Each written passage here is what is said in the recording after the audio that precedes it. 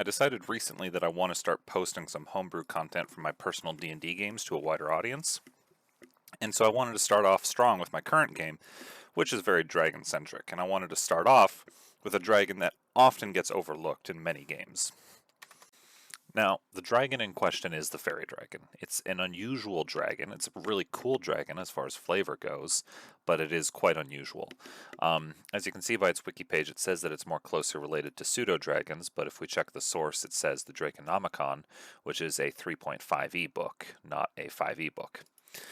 So while the lore doesn't technically apply to 5e, you can clearly see by looking at its stat blocks that it shares a lot of similarities with the pseudo-dragon, right? It retains the tiny size, the low AC, and low HP of a pseudo-dragon. On top of that, it ditches the more classic aging mechanic that most true dragons have. Not most true dragons, all true dragons have, right? Where a true dragon goes from wormling to young, adult, and ancient, the Faerie Dragon shifts in color as it ages. You can see this little chart here for what color it is at what age, and what spellcasting it has at what age. It doesn't really change CR a whole lot as it ages. This chart here shows us its CR at different ages. At its youngest, it goes from a 1 to a 2, which isn't really that big of a difference, right? Meanwhile, you compare this with the pseudo-dragon, which shares the low AC and low HP. Now, technically speaking, these AC and HP are only low by dragon standards. They're not low overall. Most dragons have an AC of around 17, right? That's their lowest at young. There are a few exceptions. The crystal dragon in particular, which is a particularly weak dragon, has a much lower AC at at wormling, but not by much, right? The Faerie Dragon's stats overall average to CR3, and its listed CR is CR2, which means that it drops slightly less XP than it should, but that's also similar to the Black Dragon Wormling, who's also listed as CR2 and whose numbers also average to CR3. So dropping slightly less XP than you should isn't really the big problem. The problem is that while it's true on paper, it's rarely true in practice. Oftentimes, the Faerie Dragon ends up being much weaker than the Black Dragon Wormling, or much weaker than almost any other CR2 creature, right? See, it has very low hit points, around 14. Your average level 1 character could kill that in a turn, right? The thing to understand is that this thing's CR is something like 8 times greater than the pseudo-dragon, and it only has, twice as much health, right? Your average level 1 character could kill this thing in a turn if it wanted, and a party of level 1 characters, you can forget about this dragon doing anything, right? On top of that, even if it lives, it has a near 0 damage output. It does the damage of a CR0 creature, which is 0 to 1 damage per turn. Compare this with the Black Dragon Wormling, which has a higher AC, higher HP, and higher damage output. The only reason they average to the same number theoretically is because the Black Dragon Wormling has a much lower to hit modifier, right? At a +4 as opposed to a +7, right? But a +7 to hit when you're still only dealing 1 damage doesn't really mean much. There's more though. The Faerie Dragon also has a weird breath weapon. It stuns, and the stun doesn't end upon taking damage. On top of that, you can't repeat the saving throw at will.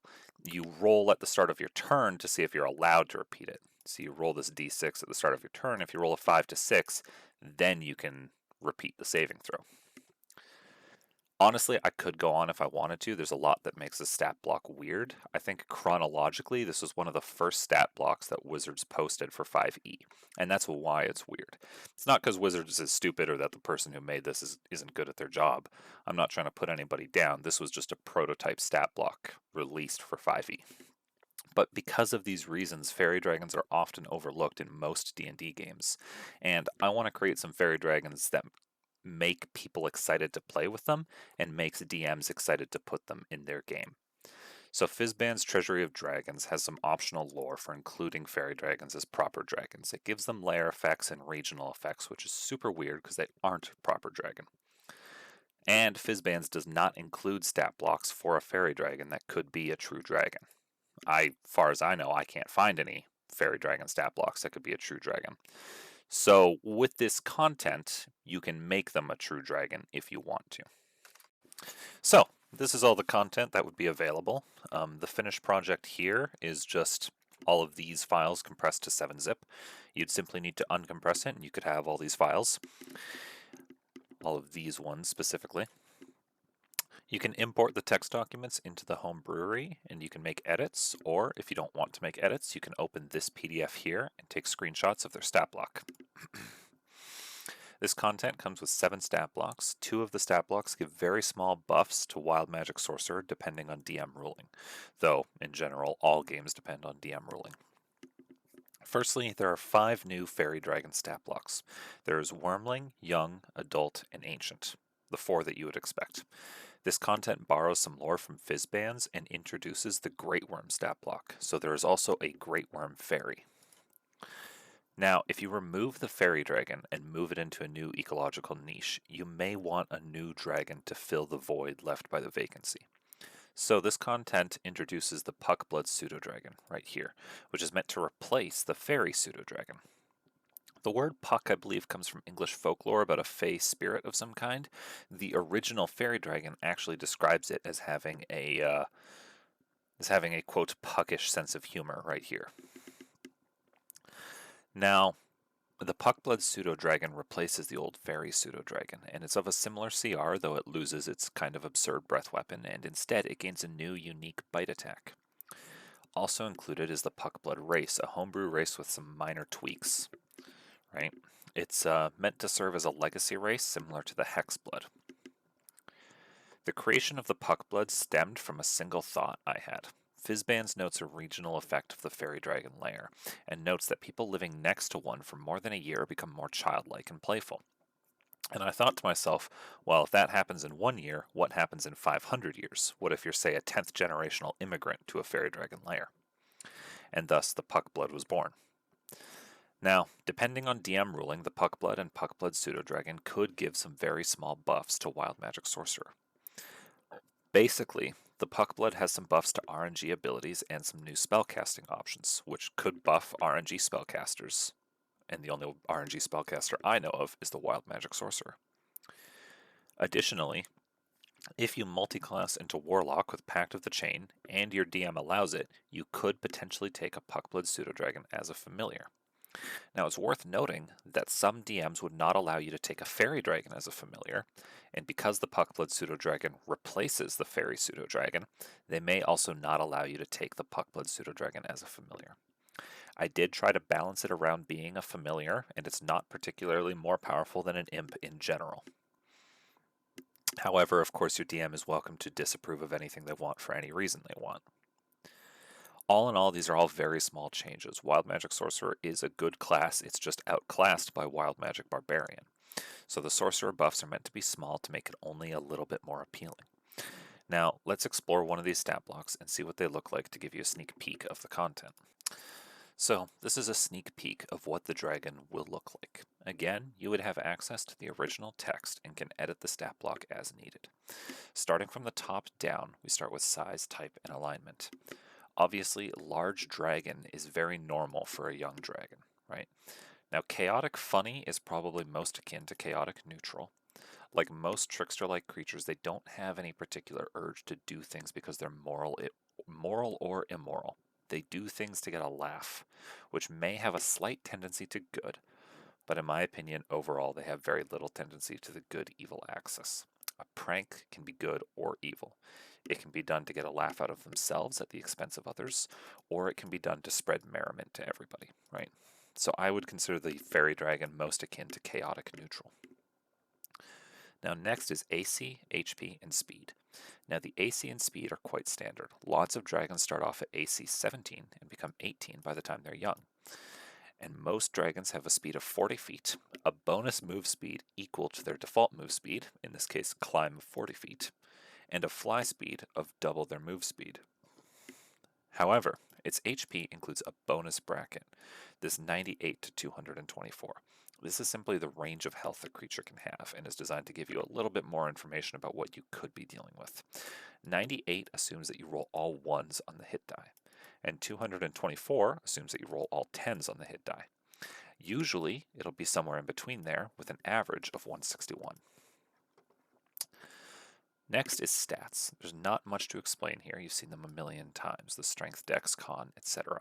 It's very common for dragons to have very high strength and charisma and constitution. Their dexterity rarely improves much, and it very rarely gets higher than a 12. Their intelligence is often respectable, but not world-shattering like their strength. Fairy dragons, in general, have better wisdom than most dragons. After all, the Feywild is very survival and wilderness themed, so I felt wisdom was appropriate for the fairy dragon. And then we have these proficiencies, the saving throws proficiencies and the skills proficiencies. Now, the fairy dragon has proficiency in strength, constitution, and charisma, like most dragons do. However, they also have proficiency in perception and stealth, which is again normal for most dragons. Unlike most dragons, they get some bonus proficiencies. They get proficiency in wisdom saving throws for the same reason as that they tend to have higher wisdom, and they also have proficiency in deception because they are tricksters. As they level up, they'll gain expertise in perception, which is again normal for most dragons. Now, it's sight, it's senses, right? Most dragons have a blind sight of 30 feet at around this age and dark vision of 120 feet. And of course, all monsters have a passive perception of 10 plus perception modifier, right? Now, the fairy dragon has a unique relationship with time, much like the Feywild does. Wanderers in the Feywild may emerge weeks earlier or weeks later than expected. Fairy dragons extort this trait to borrow power from their future selves, which is expressed a few different ways in their stat blocks. Firstly, unlike most dragons, fairy dragons learn all of their languages from birth. Typically, at wormling stage, a dragon will only know Draconic, and by the time they hit young, they'll learn Common and Draconic. But because they can borrow information and power from their future selves, they learn all three of their languages at wormling stage, and they also learn this bonus language Sylvan because they're a Sylvan creature. This relationship with time is also expressed in their challenge rating, as you can see CR10 here. Right? Dragon wormlings are incredibly powerful at CR5, which is higher than the best dragon. The best dragon at wormling is CR4. But this borrowed power causes them to power up more slowly as they age. So by the time they're young, they're only CR10, which is tied for best. At adult, they're 1 CR below the best, and at ancient, they're only marginally above average, right? This borrowing power from their future selves causes them to power up more slowly. However, the process of becoming a great worm involves merging with your echoes across the cosmos. Because this is spatial and temporal manipulation, fairy dragons excel at it, which means that by the time they become great worm, they're above average again, right? Not above average, above the best by 1 CR again, right? Included in this is a graph of what their power looks like over time relative to other dragons, and you can look at that, and you can use that information to change how you want it to look. That same graph also borrows some extrapolated data, I should say, because in Fizzbands, by default, there's only one stat block for all three dragon types, one for chromatic, one for metallic, and one for gem. Now, I use some information to say, okay, the black dragon is on average 1 CR above average. That's an example. I don't know exactly what it is off the top of my head. And so I extrapolated and said that if it's 1 CR above average, then it'll probably be 1 CR above the chromatic Great Worm stat block. So it does use some extrapolated information, which may not be 100% accurate. Now, the obscurity DC is a unique stat included in my games. Again, if you want to remove it, you can. But basically, when my players encounter a homebrew monster they've never seen before, they can make a skill check to see if their characters know about it. In this case, a DC 9 Arcana check. If they pass the check, I post the stat block for them to see. And if you keep the DC, it could also be turned up or down depending on how rare they are in your game. Now, this stat block also plays with the variant rule Dragons as innate spellcasters, which is why it has this right here, right? The wording of the variant rule has simply been baked into the stat block. This way, DMs don't have to do math on how many spell slots they have, what level those spell slots are, and what spells they know. They can just see it, and they can just see the save DC, and they can just see the to hit modifier, and they don't need to worry about doing the math. The Fairy Dragon also has a few abilities that are mostly for RP. The telepathy is loosely borrowed from the original Fairy Dragon and slightly reworked. Fate's Veil, in particular, is a difficult ability to have come out in your RP. As you can see, the dragon knows when it's going to die, which is tricky for DMs because even though the dragon knows when it's going to die, the DM may not. This tends to come out in a few ways in my games. Typically, the Fairy Dragons are elusive and don't answer questions about their death. Yes, if you cast Zone of Truth, the dragon can't tell a direct lie, but it can give an elusive or nondescript answer, which would come naturally to a trickster anyway. Because of this, the dragon will often try to lead a rich and full life. This is why dragons are constantly searching for good food and for fun and for friends. They'll obviously still go down swinging, but that's more pragmatic than anything else. They want to discourage fairy dragon hunters, so they fight to take out as many of their would-be killers as they can. But generally, by the time their death happens, they've already moved through all the stages of grief long ago in their life, and have already moved on to acceptance. The few dragons who don't accept their fate are very often young, and usually when they try to resist fate, they end up causing it in a roundabout sort of way. Again, if that ability is too complicated to come out in RP, you can simply remove it. It does not need to stay there. Moving on from that, its multi-attack, bite attack, and claw attack are fairly standard for dragons. They have a similar range, hit die, and damage bonus, and overall damage appropriate for their CR. The last thing is the Euphoria Breath, which is borrowed from the original Fairy Dragons, and it's still kind of an absurd ability. Like I may have mentioned earlier, you can't repeat the saving throw at will, and it doesn't end early if you take damage. Now, I wanted to keep the flavoring from the original ability, but I also wanted to make it balanced. So for this reason, I expect players will need to have some form of magic item in order to fight this thing, in order to counteract it. But to be fair, fighting a CR10 creature, they should have some magic items already, especially if they're fighting a dragon. The ability has been tweaked to make it a little easier. The DC has been turned down by 6. It uses Charisma for its save DC, which as you can see in the spellcasting feature, should be a DC of 15. However, it's DC 9. At every stage of life, the DC of its breath weapon is 6 points lower than it should be to make for an easier save. In a 6-person party, you would expect roughly 1 person to fail at a time. Of course, that assumes that the breath weapon manages to hit 2 people, and so that your group is spread out reasonably. And with a DC below the average dice roll of a d20, you'd expect only 1 person to fail on average.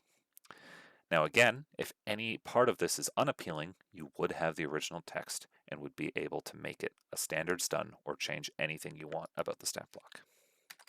So, that's the sneak peek for this project. All of this content is available on Patreon for only $5. If you like the Fairy Dragon, I can promise that all the other ones are equally well made. It took many hours of thought to make this, and I'm charging less than 1 hour's worth of work at minimum wage, so it's a pretty good deal.